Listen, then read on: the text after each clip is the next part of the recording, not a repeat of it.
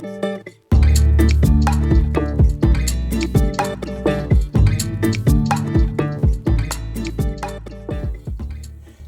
mai, haere mai, and welcome to Cult Chat, the podcast where we talk about coercion, control, and all things cultish. I'm Dr. Caroline Ansley. I'm a medical doctor. As a child, I lived at the Centrepoint community, a notorious cult in New Zealand, and now I run a website that advocates for the former children of the community. I'm Liz Gregory, and I run the Gloriavale Leavers Support Trust, and I'm privileged to walk alongside people after leaving this group as they embark on their new lives. And I'm Lindy Jacob. I'm a former member of the Exclusive Brethren, and I'm part of the Olive Leaf Network, a new initiative in Aotearoa to support leavers of high demand religious groups. Come with us as we unpack the cult playbook. We'll be talking to experts and leavers of coercively controlling groups, and we will call for Kiwis to cult-proof their lives. Come with us as we traverse the cultiverse.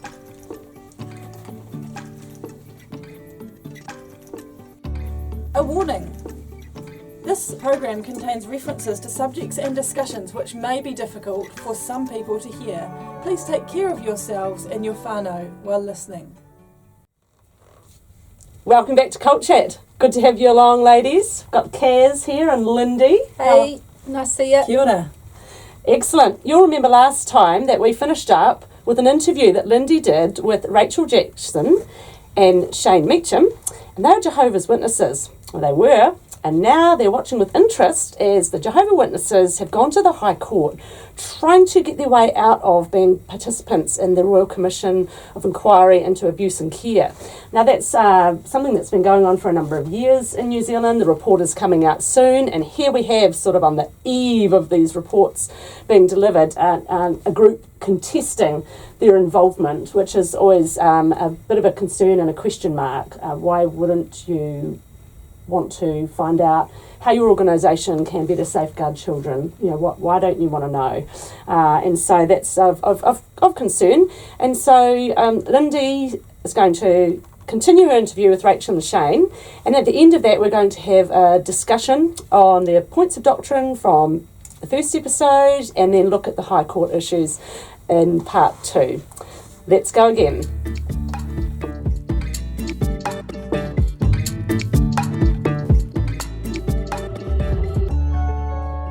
So, a warm welcome to Shayne and Rachael, who are former Jehovah's Witnesses, who are joining me today to continue the second part of our discussion into a case currently before the High Court of New Zealand, where the Jehovah's Witnesses of New Zealand are seeking to be exempt from the Royal Commission of Inquiry into Abuse and Care. Welcome, Shayne. Welcome, Rachael.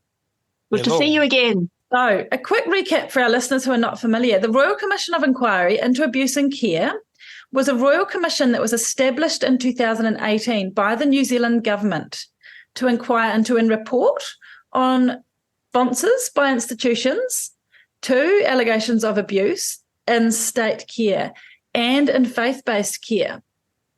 So, one of the tricky things about this current Commission of Inquiry was that initially it was only specified to be investigating abuse in state-based care, but just a few months passed before, and faith-based groups or people who had been abused by faith-based groups or within them lobbied the government to make sure that faith-based institutions were included as well as state-based groups. So there was a bit of change and a bit of shifting of some of the scope right from the get-go, which, as Butler, the lawyer for the Royal Commission, argued in High Court, he said it's very normal for a Royal Commission of Inquiry to adapt and amend its terms of reference and its scope as it goes along and as it gets new information. So that's not too controversial in itself. But as the months and the years of the inquiry have gone on, there have been a few sort of bits of controversy that have popped up. So, Shayne, would you like to talk to us a brief overview about what, the background? What is Minute 16, or what is the controversy here about care and the definitions of care? In the J-Dub eyes, they're getting a little bit upset. Well, I suppose a big bit of upset that they don't have schools, they don't have hospitals, they don't have kindergartens that look after children. What they do have is, and they're even arguing this in the court case, that there's no, well, put it this way, they have a policy. This is how they act, and that's how they act. But if you were to look for those policies, you can't find them. Are you talking about policies that relate to how they care for children in particular? Or what sort of policies are you talking about? Yeah, in regards to looking after children. Just to add to what Shayne has said, they did, for example, claim in the media, the Jehovah's Witnesses, that there was a policy for parents not to put their children in the care of elders. But as far as I'm aware, no such policy exists. And actually, I remember the judge almost snorted at one point. They were arguing that they had safeguarding policies in place and this sort of thing, because the judge just snorted a bit and said, oh, well, I'm sure the Catholic Church has got policies against child abuse as well, and yet it doesn't stop it happening, does it? Can I just add something to that? So they do say they have a safeguarding policy. Right. But when you have a look at that supposed policy, there is no safeguarding of children policy. It means very little when it comes to safeguarding the children. So while they can claim it, you look at the wording and you're going, well, where's the safeguarding of children coming into it? Right. So basically it doesn't exist. Well, they call it a scriptural position on child safeguarding, which they now publish on their website very obscurely, and it's really very unhelpful. What it compiles a number of references from different Watchtown magazines going back over decades, and they call that a policy. So going back to the Royal Commission, the Royal Commission's job was to investigate historic allegations of abuse, but as well as that, it was to investigate institutions' responses to that abuse. So that's why things like policy and that are of interest. But anyway, so the Royal Commission operates by terms of reference, which has got a number of definitions that it abides by, and that includes definitions of care. Now, in January 2022, so several years after the Commission was already underway, minute number 16 was added to the terms of reference to clarify them. So I've got this document in front of me, minute 16, because it's several pages long. It's freely available on the Royal Commission of Inquiry's website. And I'm going to bring it up and I'm going to read some key points out of it because it's of quite a bit of relevance to our discussion here. So here we go. Minute number 16 of faith-based care. This was released in January 2022. And this was only a month ago reaffirmed publicly by the Royal Commission in September 23, reaffirmed as being, something that they were still operating by. So in minute 16, it gives a quick introduction and a purpose, reminding the reader that the terms of reference require it to examine abuse of children, young persons, and vulnerable adults in state care as well as in the care of faith-based institutions. And it notes some faith-based institutions have queried the scope of the phrase in care. So the purpose of this minute is to explain the inquiry's interpretation of that phrase. So the concept of care and of being in care, it's got a number of paragraphs here where it dissects in greater detail what care means, and it's especially looking at clause number 17.4. So I won't read it all today, but I'll put it in the show notes so that the interested listener can look it up. But it says, for the avoidance of doubt, care provided by faith-based institutions excludes fully private settings, except where the person was also in the care of a faith-based institution. So it's just trying to do it's doing, a bit of fine-tuning there when a person was in the care of state as well as faith based places. And it says care settings might be residential or non-residential, might provide voluntary or non-voluntary care. The inquiry might consider abuse that occurred outside a particular institution's premises. The inquiry is not limited to one particular faith or religion or denomination. They're just faith-based, considered faith-based if their purpose or activity is connected to a religious or spiritual belief setting. And then I think a couple of the things that are where it really drills in to what the JWs are contesting is that it says things like care is not confined to formal institutions or care programs or locations. It might have been irregular or temporary or transitional care. And it says that the inquiry can consider the conduct of representatives, members, associates, volunteers, service providers, or others. It does not require persons to be paid or formally titled or to meet other set criteria. So the terms are really, really broad. Is that how you do it? Yes, well, I guess the whole intent of the Royal Commission was to find the extent and nature of abuse of children and vulnerable adults. So that would require having those widened or clarified terms of reference, wouldn't it? Yes. I mean, point number 13 of this minute 16 says that a range of care relationships may fall within the scope of the inquiry. Yeah. And in point number 15 is of particular interest. It says a care relationship may arise in many pastoral care situations. And it goes on to say, and these were key terms that were debated in the High Court last week. It says, for example, those with authority or power conferred by a faith-based institution might assume a trust-based relationship with a child or a vulnerable adult. So those are key terms, those with authority or power who have been given that authority or power by a faith-based institution, that they can be investigated. And the Jehovah's Witnesses were contesting that quite strenuously, I thought. They were trying to see arguments, was that they said it's not the JWs that have conferred authority and power to an adult, it's that parents have given their child into the care. Yeah, I remember one of the lawyers for the Jehovah's Witnesses saying that parental autonomy is one of the fundamental tenets of the religion. And I thought, really? Yes, it was. They were trying to locate responsibility for children or vulnerable other adults with parents or within the family. Solely on the parent. Yeah. And they did not agree with the fact that they talked about there being a reliance on the status of elder. Like, we would argue that the trust relationship with an elder is reliant upon their status as an elder.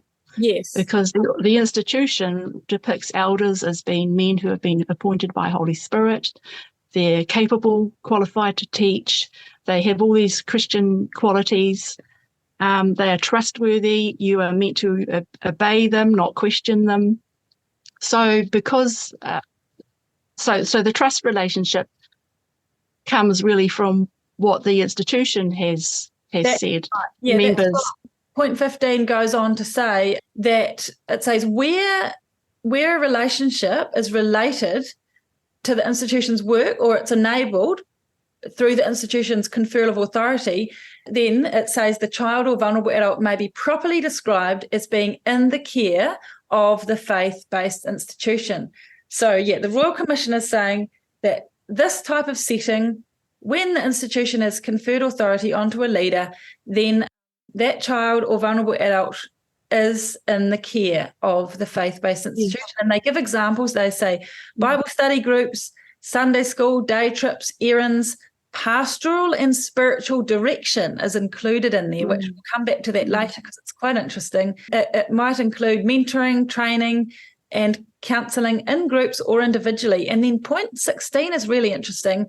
It says, as a result of their authority, members of or those who are working for faith-based institutions who exercise a pastoral care role may have significant influence over an individual, a whānau, family, or other groups' identity, beliefs, and life choices. It finishes with this key line. It says, a pastoral relationship is therefore commonly one of trust and vulnerability.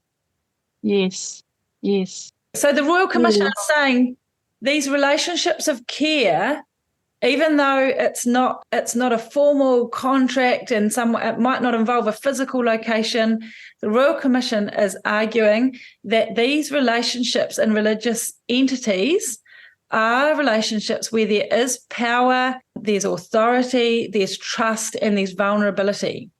Exactly. And I don't think the Jehovah's Witnesses are really understanding that, let alone accept it, because the judge talked about the presumed, actually I do recall one of the lawyers for the Jehovah's Witnesses saying to make a finding of abuse and care, there would have to be, on the Jehovah's Witnesses part, there'd have to be presumption, they'd have to assume responsibility of care, I should say. So you mean in a formal sense? Yeah. Yes. Yes, and just because the Jehovah's Witnesses say, oh, we haven't assumed responsibility of care, like they haven't put it in writing somewhere, we assume responsibility of care. The judge was saying that the relationship that exists between the elders and the members demonstrates responsibility for care. Yes. So I think it's kind of what you were saying. Yeah, that there is a relationship of care here. Just because they say they don't assume responsibility for care doesn't mean there isn't. Yeah. Yes, so would either one of you like to give a quick recap on what you think the key things were? So that's the scope of the Royal Commission of Inquiry that's happening. That's, their little clarification in January 2022, which was reaffirmed just last month in September 23, that affirms the scope and their intent, which is clearly to include investigation into faith-based institutions and their relationships of care. Hopefully our listeners wrap their head around that. But in your minds, can you give us a summary of what you think the J-Dubs are contesting and what some of their key reasons were? Well, they're saying that, for one thing, they don't have children and vulnerable adults in their care. And they also say that we haven't had any abuse. And they also say we don't assume responsibility for care as well. So kind of a threefold thing. You're right. Those are some of the key things. Did I have it right that the lawyer acting for the Jehovah's Witnesses stood up and said that she had, I think, 17 points to go through of points of contesting, and then the judge said something about, goodness me, if you've got 17 points, it looks like you're trying to deliberately obfuscate things. That's right. Yeah, the judge, surely you can't boil it down to 3 or 4 key things, which they then sort of did group those. Shayne, would you want to? Yeah, they got down to about 9, didn't they, or something like that? Yeah, just going back a few steps, the J-Dubs actually raised the question early on. They went back. There was 2 groups, or one individual and one group. The group was the J-Dub institution, and the other was a cleric. Those 2 individuals questioned minute 16. Okay, you mean back in 2022? No, further back than that. So going right back to the very start when it first came out. They did very little from that point on to bring it up, because even during the court case, they did ask, why have you left it so late? So there's evidence, there's an email trail of the J-Dubs questioning the Commission into minute 16. Right along, they've not agreed with anything. Well, I shouldn't say anything, but there's things that they haven't agreed with. So is the suggestion, Shayne, that they may have deliberately left it this late to delay the findings being reported? Well, I guess the listeners and ourselves can work that out, because if you delay it long enough, so the actual copy needs to get to the minister by the end of November. So if they delay it long enough and they don't have an answer, how can they be included in the report? The Commission knew back then, 2018, 2019, that the J-dubs had questioned that fact. And yet very little was taken, not only by the J-dubs, but also on the side of the Commission, because they thought they had it covered. But unfortunately, we've seen in the court case, they didn't have it totally covered. Yeah, there's all sorts of overlapping threads of things going on, isn't there? Like I think it was in March 2022, so not long after Minute 16 was affirmed, that the Royal Commission publicly put on their website, they, made a formal notification about some of the faith-based groups that were being investigated. And they specifically said that, the scope had been widened from Catholic and Anglican churches to include a bunch of other Protestant faith-based groups, they called them. And this included the Salvation Army and the Presbyterians and a number of others. And then they said something quite interesting that proved to be controversial. They had there on their website, they said that this also includes 3 closed communities. And they listed the Jehovah's Witnesses, the Plymouth Brethren Christian Church, and Gloriavale. And I remember reading this and being fascinated because I thought, look at that. The Royal Commission themselves have named these 3 religious groups as being closed communities. And I went back like a month or so later, not very long later, to have another read of it. And lo and behold, the wording had mysteriously disappeared. Yep. And it just listed the Jehovah's Witnesses, the Plymouth Brethren Christian Church, and the Gloriavale. And it didn't say this closed community terminology anymore.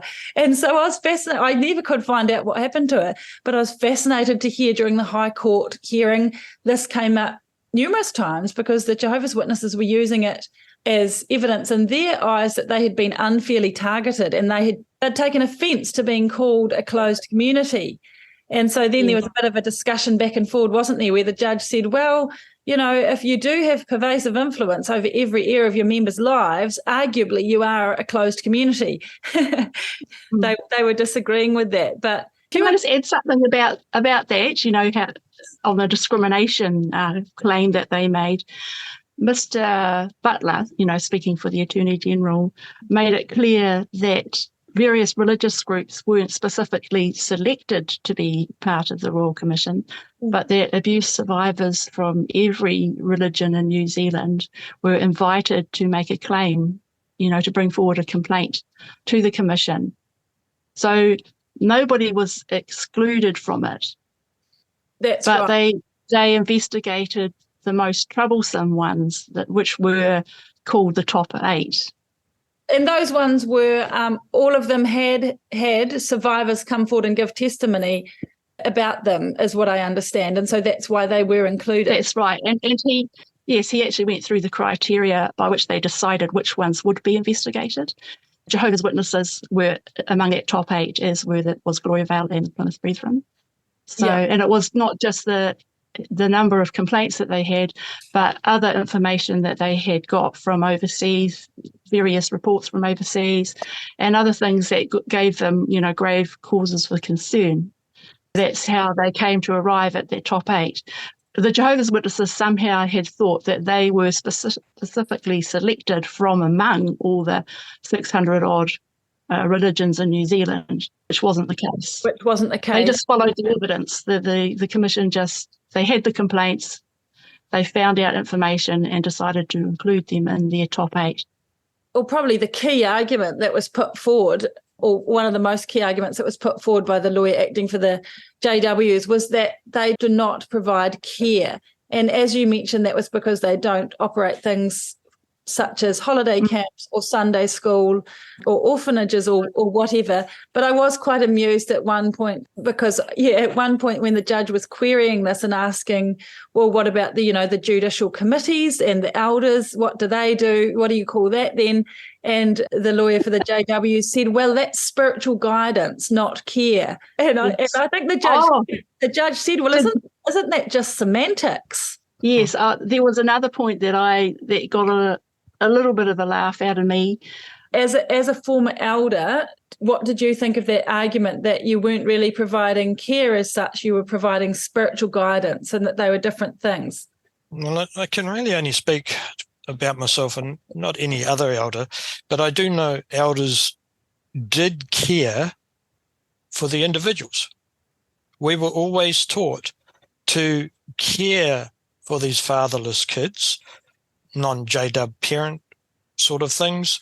We were there to look after them, to do what we could do to help them to cope with different things. Now, while admittedly we did use the Bible to do that, most elders, and there's some very, very loving elders in the JWs who are lovely people. I just have to laugh because they'd be going, but that's what we do. Overseas, like they're calling JW elders part-timers now. When you're an elder, you don't do things part-time. If you get a phone call at 1 o'clock in the morning, you care so much that you'll go and visit, you'll go and help, you do what you can to be able to help the JW that's you're meant to be looking after. You're meant to be like the shepherd, the flock of God book says. You're meant to be able to help them. So to just on call 24/7, aren't you, Shayne? Yeah, you definitely are. Like there was plenty of times when I would get a phone call, and I would go. Now, if they weren't in the care as a congregation elder, why would I bother getting up out of bed at 1 o'clock or 2 o'clock in the morning unless I cared?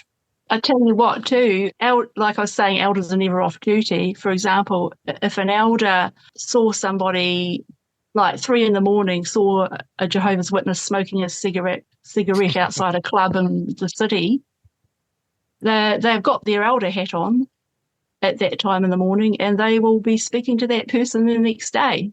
Mm-hmm. And possibly that person could find themselves in a judicial committee meeting at some point. Can I just share that? I was that point that sort of went out of my brain. It was where basically the lawyers for the Jehovah's Witnesses were saying that the Jehovah's Witnesses, the elders had no duty of care for the congregants. And so the judge, she interrupted and said, you do know that duty of care in tort law originated from Christianity, as in love your neighbour. So I've just noted that no, duty of care doesn't apply to JWs, says the lawyer. Right, so the lawyer was saying that's sort of ironic. You're arguing that... it's a bit ironic, yeah. And your Christian... That's right, exactly. You're not doing what supposedly Jesus said to do with love your neighbour. Funny that the judge pointed this out to the JW's lawyer. I thought another really interesting thing that the JWs are arguing with it, in instances of abuse, they were saying that, and when it was by, an elder, they were saying, well, the elder was a family friend as well, and they were saying that the abuse happened in the context of the person being a family friend rather than being an elder, which, it's... I mean, you can... Again, it comes back a little bit to what I was saying before, like an elder could be at a social event with family and friends and just relaxing, but at all times he's supposed to be a model for everyone else. He's supposed to teach everyone else by his example how they should behave. And again, if he saw a family member committing a sin, he's not off duty. He will have to deal with it as an elder. Yes, that's right. Yeah, so that was an interesting argument that, again, Butler, acting on behalf of the Attorney General, did push back on as well. And Butler also said, like we're not on the religious discrimination thing. He said just because there's religious freedom laws in New Zealand doesn't mean that we can't be free to criticise religious belief or practice, which I thought was really interesting, because sometimes it can feel a bit like pearl clutching, where these religious entities, as soon as they get held to account or challenged about something, it's easy for them to say, hey, don't you touch my religious freedoms. How dare you criticise me? Whereas Butler was saying, well, no, we are allowed to still criticise. But at the same time, he was assuring them that they are not criticising their faith, but he stressed that the way they are handling abuse is just not adequate. It's not cutting it, so he wasn't saying, oh, you're bad, evil people, no, you're not doing it right, but you need help. Yes, and the judge said at one point, why wouldn't a religious entity be happy to be investigated with the end view of making sure that, they were as safe as possible. And by resisting their help, they're just hurting their reputation. Mm-hmm. And they're not helping children. They're not protecting them, that's for real. Yes, that's right. Yeah. Well, so the outcome is yet to be determined, and we're waiting to see. But one of the things that I mentioned in the last podcast, and I want to say it again, is that the consequences of whatever the judge decides here, Butler said it this way, he said the consequences of the Jehovah's Witnesses being included are minimal, but the consequences of them being removed have significant ramifications. Yep. Very well summed up, yeah. Yeah, it was well summed up. And so we wait to see, and we have definitely got our fingers crossed that the judge and all the relevant parties realise how significant this decision is, not only for the Jehovah's Witness congregation, but for many other faith-based institutions that are currently under investigation, as well as that it does set precedents going forward for any future Royal Commission of Inquiry that Aotearoa might set up for investigation of anything. I'm very glad you mentioned that, Lindy. Because, hey, we all want a safer New Zealand, a country where things can be, in a country where things can be investigated and open to the public and held to account. And so, yeah, let's hope that the right decision is made here. And in my view, the right decision is one that has got care and protection for children and vulnerable people at the centre of it, not care for and protection of any certain entity's reputational assets. It's got to be that care of the vulnerable. I agree 100%.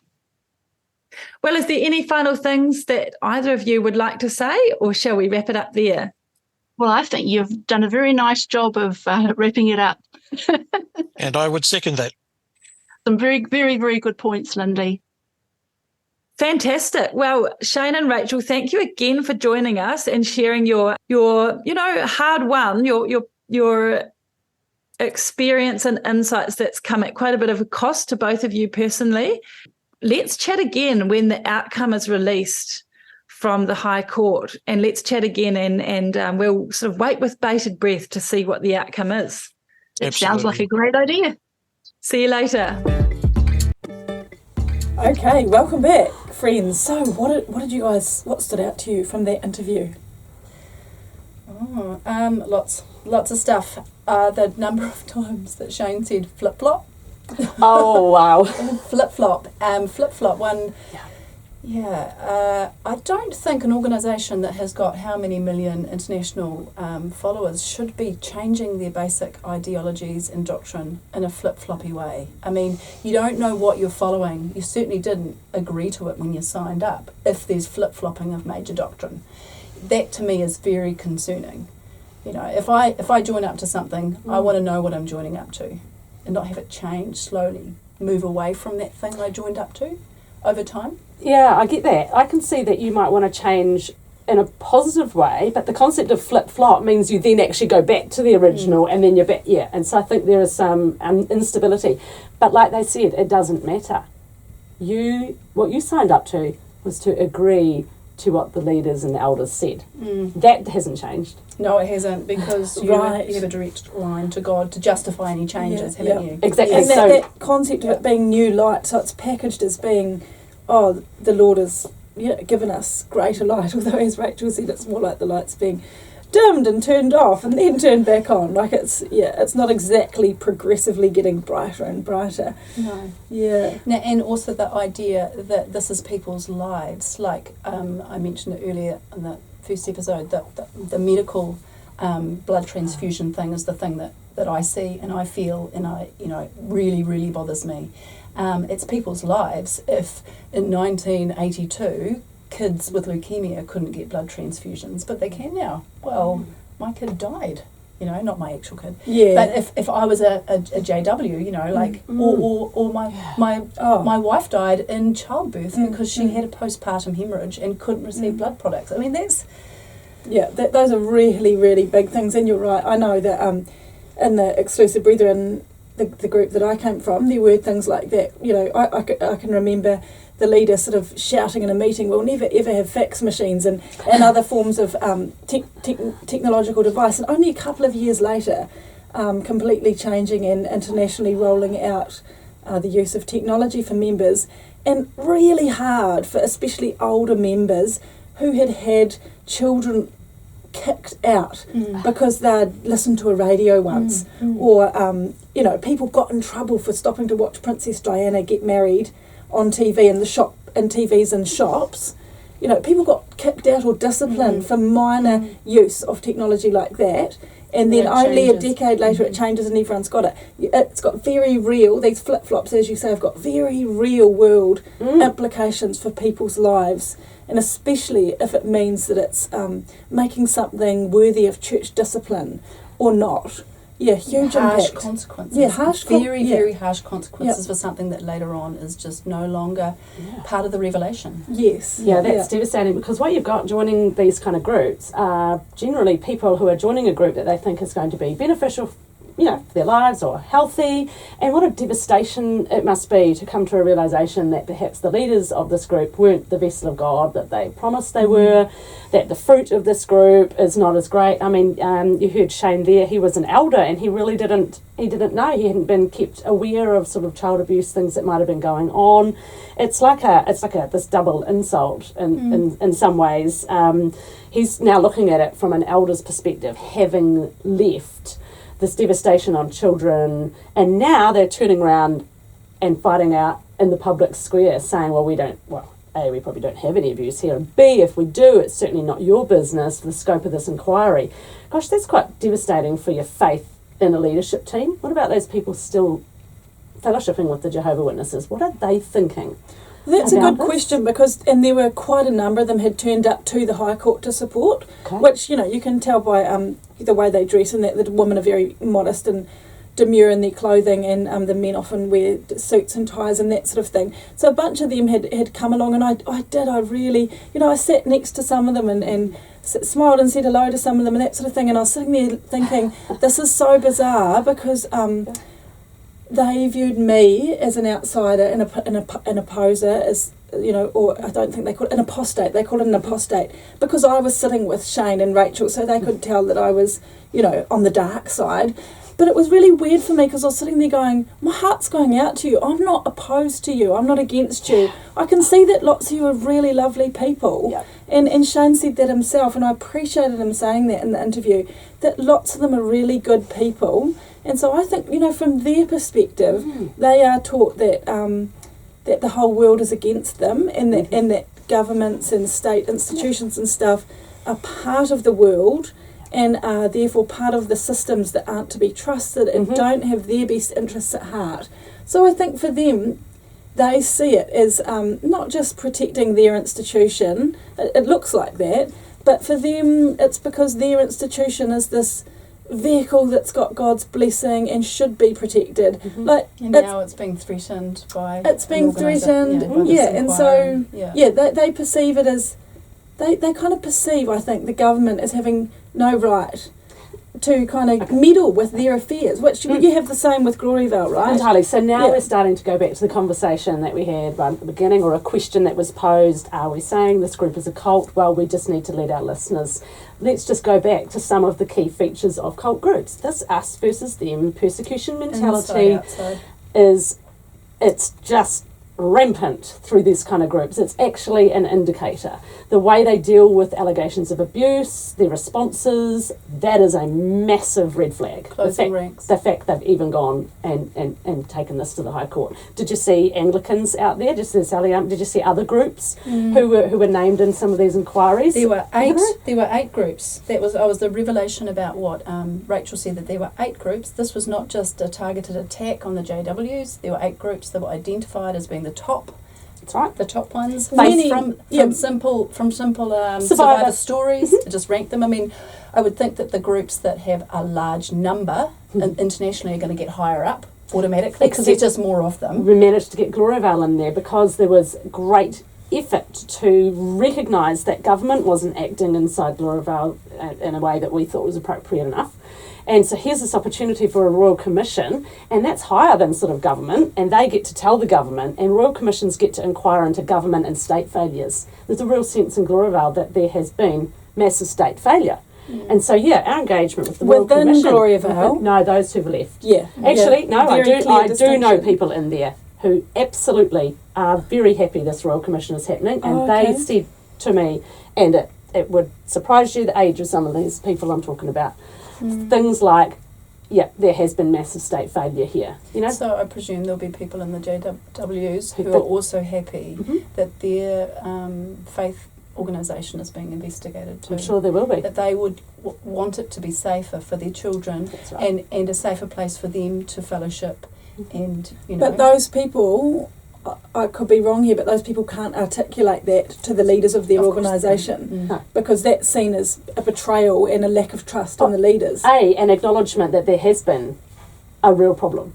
And so you Right. might have bigger groups, the bigger numbers, because you've got more people coming forward, or you might, like Gloriavale, have a smaller group who engage with the Commission because it was an opportunity to get some of this out in the open and have action. And so perhaps there was some advocacy in the Jehovah Witness sphere to have more speak. I'm just reminded of the comment, one of either Shayne or Rachael, I can't remember who said it, about it was the comments about sexual practices in marital relations, that the leaders have been able to be that intrusively looking into how couples interact with each other so intimately. Yeah. Which And is that ironic to me that even married couples have to answer for their sexual practices, and here the organisation is being interrogated for their practices. It's ironic to me that they're happy within their own members to ask very intimate and personal totally intrusive, accountability questions, offensively, but then they take offence when an outside organisation wants to know intimate details about their organisation. Yes, that's and I'm a not good sure point. what the justification is for asking what kind of sexual practices you have with your Well, it was spouse. morality. It was morality. Well, it was that some sexual acts were considered to be immoral. Okay, so presumably that was for the best interests of that couple. We In want to their make view. sure, yes, in their view. They wanted a higher standard. Yes, in their view. Right. So let's say we're asking a couple about their personal and intimate practices in the bedroom to make sure that they are being as godly as they can be. Yes. So surely by the same rationale that these questions are being asked by this organisation in order for them to be more godly, Yes. more safe, Yes. closer to God, But less sinning. But I guess the organisation is infallible, I guess. Well, They aren't able to it make comes back to errors. that thing of the us and them, and that for them, I mean, the Exclusive Brethren leaders used to have a saying that they used to say the assembly is the highest court in the land. So in other words, they perceived that their entity and their structures and their moral code, that was actually the highest the highest law, higher than state laws and legal systems. They would say it was God's law that was the highest, and he inferred some authority on us to be the caretakers of that. Yeah, and so it comes back to that thing of just believing that what right have the courts of the land got to dare to challenge or question them. These 8 men. Yeah. 8 men? Yes, Well- 9 I think at present. But I found that was interesting, bringing it back to those culty characteristics. What are they? And that's a biggie. Another one is that concept of religious freedom, and that always amuses me because you have groups saying, hey, hands off us, we have religious freedom, but we're trying to say it's about the rule of law. And so no one, like they said in the court, we're not trying to attack your religion or your beliefs, but interestingly enough, we're going to have these discussions where there are times when groups' beliefs, they claim those beliefs to be religious and they claim to have religious freedom, but actually what's happening is the beliefs are being twisted to keep control, and then they call it religious. And so they're actually using religion as a vehicle of control, and that is a cultic practice, because you think of religions and faiths. How many things are there to believe? Books in the Bible. How much information is in the Bible? Why is it that a group like maybe the Plymouth Brethren or the JWs or Gloriavale, really love their top 10 verses. You go and analyse their top 10 verses that they preach about day in, day out. It comes down to the criteria of what makes a cult. It's always about, we're in the world but not of the world. It's about being the highest authority in the land, God working through us. That they have their pet doctrine, shunning people, putting people away, having no association with the world. They really preach on these over and over and over. Why do they take those 10 doctrines and not the other 3,000? However many doctrines there are. There's a lot of doctrinal beliefs and variations. It really reminds me of Lindy getting kicked out because she explored the Bible. You don't want someone to notice all the other things that Jesus said, or didn't say, actually. You don't want someone to start to use their inquiring mind to go, hang on, those things that you're talking about all the time aren't that big a deal, and all this other stuff that you're missing. Yeah. Well, and what you're talking about there, Liz, is that's the classic kind of definition of spiritual abuse, isn't it? When people use spirituality or a faith-based belief or doctrine to abuse and to control others. And arguably, there's a debate going on in the wider world around is spiritual abuse different from emotional abuse or psychological abuse? And there are arguments both ways, but I do think it's very, very powerful to claim a deity's endorsement of your rule. That does take it to another level. If I say to you, Kaz, do not go and do this here, or you will lose your eternal salvation forever. That is a whole lot more powerful and controlling than just saying there's going to be some consequences in this world now. So that whole thing of using your sacred text and your spirituality and appealing to a deity to give your rules. I more do remember as a teenager all the stories about the other young Christians I was hanging out with who heard from potential boyfriends that God had told them that they were going to marry her, and that actually did, if you're a devout young Christian woman, that did cause you to stop and think. Listen. I've got an answer. God didn't tell me that.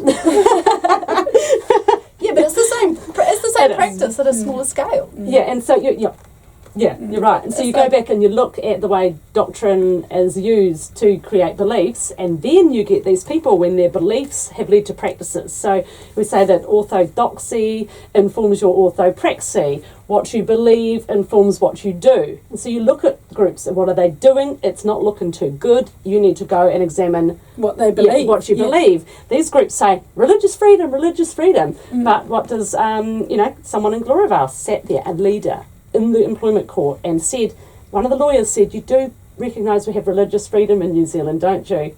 And the leader answered, yes, I realise that, but we don't have freedom to practice it inside Gloriavale. I could not believe, I remember thinking, did I just hear that? So an acknowledgement that they run by a different set of rules. Absolutely, entirely, and not embarrassed by it.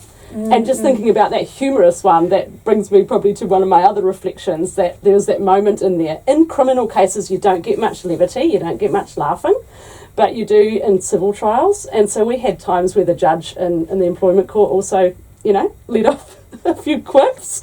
So when Rachel and Shayne spoke about the time where the judge mentioned, they were using their argument about, children protection and care, and she said, you are aware that in the tort of law is based on the duty of care. Tort of law is based on the Christian worldview, like love your neighbour. And then you mentioned another time where you felt like the judge was sort of having a retort or a bit of a snort. Yes. And I thought, these judges are witty, they're quick, they're clever, they know their stuff, and you know what? I think they can see through these kind of groups. So what's the implication for New Zealand, for other faith-based communities, if this, the defence of the JWs in the High Court, if it actually succeeds? Oh, it's massive. Myself and many others up and down the country are really concerned about this, and it was even the judge asked the Jehovah's Witness lawyer this in court, said, is this going to have an impact on other faith-based groups, or what's the wider impact? And they sort of said, oh, no, it's not going to. And she actually, going back to the quipping thing, she retorted, the judge said, oh, this is all about you, isn't it? quite funny, but the judge was sort of saying to them, yeah, you're thinking very narrowly here about how this is, obviously, their priority is to figure out how this impacts them. But the judge, of course, and the Royal Commission are deeply interested in the much wider ramifications, and I think the lawyer acting for the Attorney General said at one point, if the Jehovah's Witnesses are excluded, it might have a small. Sorry, if the Jehovah's Witnesses are included, it will have a small impact, but if they're excluded, the impact is going to have huge ramifications, because of course then it opens the way for any other faith-based group, either with this current inquiry or with any future inquiry, to try and appeal on same kinds of grounds for exemption for being investigated. And not only faith-based groups, any other group as well who perceives that they don't want to be investigated for some reason, that it opens a pathway for them to do that. And as we know, with any case like this, they're constantly referring back to precedents, internationally or locally, to make their arguments. And this would be a precedent-setting case. So I think it's, I just really hope the judge has grasped the ramifications of this. I think they're smart. Are we putting our bets on the table? What are we going for? Oh, mate, I'm not bold enough. I'm going with the judge. Yeah, the judge. I'm going to say the judge is going to do rightly, and my belief is the judge is going to keep the Jehovah's Witnesses inside the inquiry. That is my hope. I really hope so, but I mean, sometimes people say it's not a justice system, it's a legal system, because as we know, the justice system in New Zealand does not always deliver justice, and sometimes it does come down to the person with the most money or the most power or the best argument, not necessarily what's just. So I'm always a bit nervous. I'm looking at this and I'm just going, why? Like, I would not have even given any thought to the J-dubs until this came up. Not really significant in the news, and they're all over the news right now. And it just makes me think, well, who are those other 8?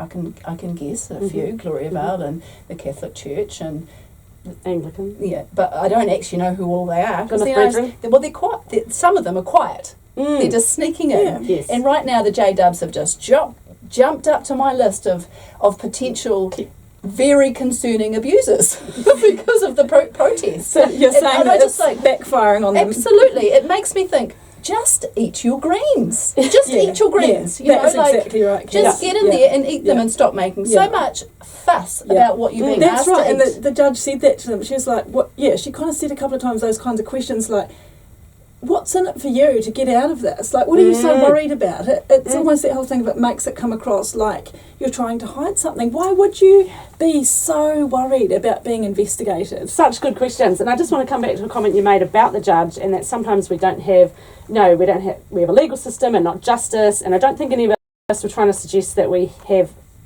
judges being bought off by rich and wealthy people, but rather that, they have law to work through, there's procedures, and if anything is even wrong in a procedural sense, what if the Royal Commission did make a bit of a muddle and a bungle and there was something left out of their initial terms of reference, and now the judges, there's a legal loophole there.